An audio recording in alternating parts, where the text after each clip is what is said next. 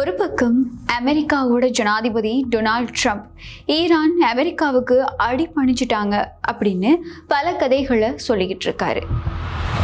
அதே நேரம் இன்னொரு பக்கம் ஈரானோட உயர்மட்ட தலைவர் முஜ்தபா கமேனி எதிரிகளுக்கு புதிய கசப்பான தோல்விகள் காத்துக்கிட்டு இருக்கு அப்படின்னு ஒரு பயங்கரமான எச்சரிக்கையை இப்போ முன் வச்சிருக்காரு. ஹோர்மூஸ் நீரிணைய முடக்கிட்டதா ஈரான் சொல்ல, இந்த மாதிரி மிரட்டல்கள் எல்லாத்தையும் எங்க கிட்ட விடாதீங்க அப்படின்னு அமெரிக்காவோட ஜனாதிபதி டொனால்ட் ட்ரம்ப் சொல்ல, பாகிஸ்தானோட இஸ்லாமாபாத்ல நடக்க இருந்த அமைதி பேச்சுவார்த்தைகள் இப்போ இழுபறி நிலையில இருக்கு. ஏப்ரல் 22 அப்புறமா மறுபடியும் ஈரானுக்கும் அமெரிக்காவுக்கும் இடையில தாக்குதல்கள் தீவிரப்படுத்தப்படுமா?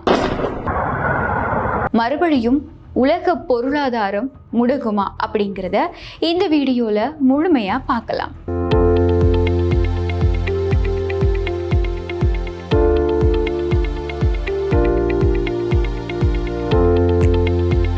உடற்பருமனை குறைக்க, தோல் பிரச்சனைகள், போதைப் பொருள் பழக்கத்தை அகற்ற சஞ்சீவனி ஹெர்பல்.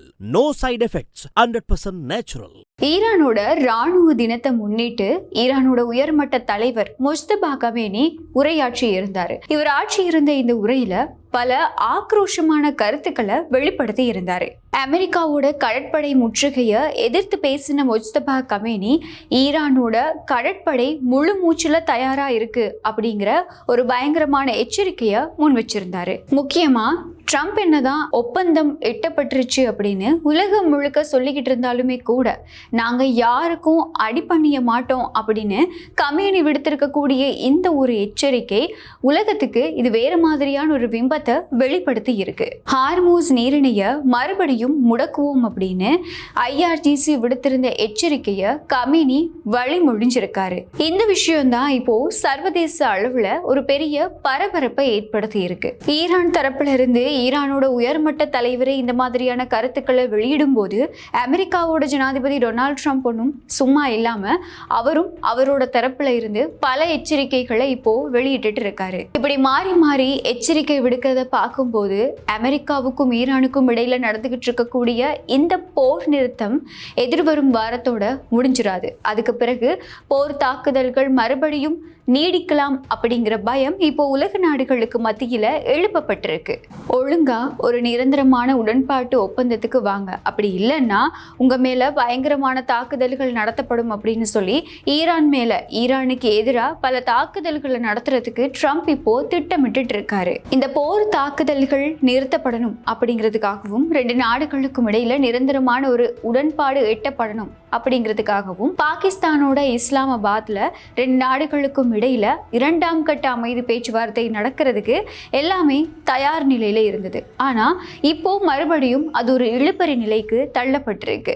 ஈரானோட தஸ்னீம் செய்தி நிறுவனம் இப்படியான ஒரு பின்னணியில ஒரு அதிர்ச்சியான செய்தியை வெளியிட்டிருக்கு. அமெரிக்கா கூட பேச்சுவார்த்தை நடத்துறதுக்கு நாங்க இன்னும் ஒத்துக்கல அப்படின்னு தெஹ்ரானோட மூத்த அதிகாரிகள் சொல்லியிருக்காங்க. அதுக்கு அவங்க சொல்ற காரணம் என்ன அப்படின்னா, அமெரிக்காவோட அதீத நிபந்தனைகளும் அமெரிக்க கடற்படையோட கடல் முற்றுகையும் தான் அப்படின்னு சொல்லப்படுது. அது மட்டும் இல்லாம பயனற்ற பேச்சுவார்த்தைகள்ல நேரத்தை வீணடிக்கிறதுக்கு நாங்க தயாரா இல்லை அப்படின்னும் ஈரான் சொல்லி இருக்கதா தஸ்னீம் செய்தி நிறுவனம் செய்தி வெளியிட்டிருக்கு. இந்த விஷயம் இப்போ ராஜதந்திர ரீதியா பெரிய பின்னடைவை ஏற்படுத்த இருக்கு. பாகிஸ்தானோட இஸ்லாமாபாத்ல நடக்க இருக்க 2ஆம் கட்ட அமைதி பேச்சுவார்த்தைக்கு ஈரான் போகுமா இல்லையா அப்படிங்கிற ஒரு கேள்விதான் இப்போ எழுப்பப்பட்டிருக்கு. இந்த மாதிரியான பின்னணியில அமெரிக்காவோட ஜனாதிபதி டொனால்ட் ட்ரம்ப் ஈரான் தன்னோட செறிவூட்டப்பட்ட யுரேனியத்தை ஒப்படைக்க ஒத்துக்கிட்டாங்க அப்படிங்கிற ஒரு வெளிப்படையான கருத்தை தெரிவிச்சு அதை ஒரு ராஜதந்திர வெற்றியா கொண்டாடிக்கிட்டு இருந்தாரு. ஆனா ஈரானிய வெளியுறவு அமைச்சக செய்தி தொடர்பாளர் என்ன சொல்லியிருக்காரு அப்படின்னா, எந்த ஒரு காரணத்துக்காகவும் எங்களுடைய செறிவூட்டப்பட்ட யுரேனியம் இன்னொரு நாட்டுக்கு வழங்கப்படாது, அது எங்களுடைய நாட்டை விட்டு வழங்குறதுக்கு நாங்க தயாரா இல்ல அப்படின்னு சொல்லியிருக்காரு. அது மட்டும் இல்லாம ஈரான் மண்ண மாதிரியே அங்க இருக்கக்கூடிய யுரேனியமும் எங்களுக்கு புனிதமானது, அப்படின்னு அவர் ஒரு கருத்தை வெளியிட்டிருக்காரு. ட்ரம்ப் கொண்டாடிக்கிட்டு இருந்த மிகப்பெரிய வெற்றி அப்படிங்கிறது முழுக்க முழுக்க ஒரு பொய் அப்படிங்கிற விஷயம் ஈரான் தரப்பிலிருந்து வெளியிடப்பட்ட இந்த ஒரு கருத்து மூலமா உலகத்துக்கே தெளிவுபடுத்தப்பட்டிருக்கு. இந்த ஒரு கருத்து தான் இஸ்லாமாபாத்ல நடக்க இருக்க 2ஆம் கட்ட அமைதி பேச்சுவார்த்தை ஒப்பந்தத்தையே கேள்விக்குறியா மாத்தியிருக்கு. ஒரு பக்கம் அமெரிக்காவை மிரட்ட முடியாது அப்படின்னு ட்ரம்ப் சொல்லிக்கிட்டு இருக்காரு. இன்னொரு பக்கம் ஈரான் யாரோட கருத்துக்களுக்குமே யாரோட மிரட்டலுக்குமே அடிபணிய போறது கிடையாது அப்படின்னு ஈரான் தரப்போட உயர்மட்ட தலைவர் சொல்லிக்கிட்டு இருக்காரு. ஏப்ரல் 22 இன்னும் கொஞ்ச நாட்கள் தான் இருக்கு. இப்போ அமுல்ல இருக்கக்கூடிய இந்த போர் நிறுத்தம் ஏப்ரல் 22 முடிவடையுது. இதுக்கப்புறம் இந்த போரோட அடுத்த கட்டம் என்னவா மாறப்போகுது?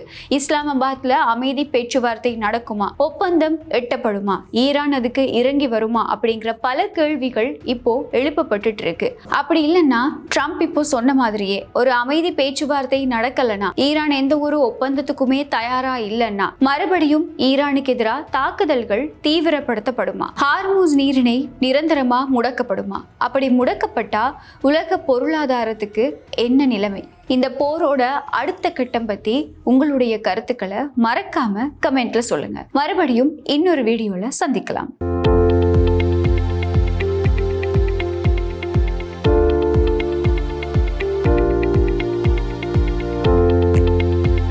உடற்பருமனை குறைக்க, தோல் பிரச்சனைகள், போதைப் பொருள் பழக்கத்தை அகற்ற Sanjeevani herbal. No side effects, 100% natural.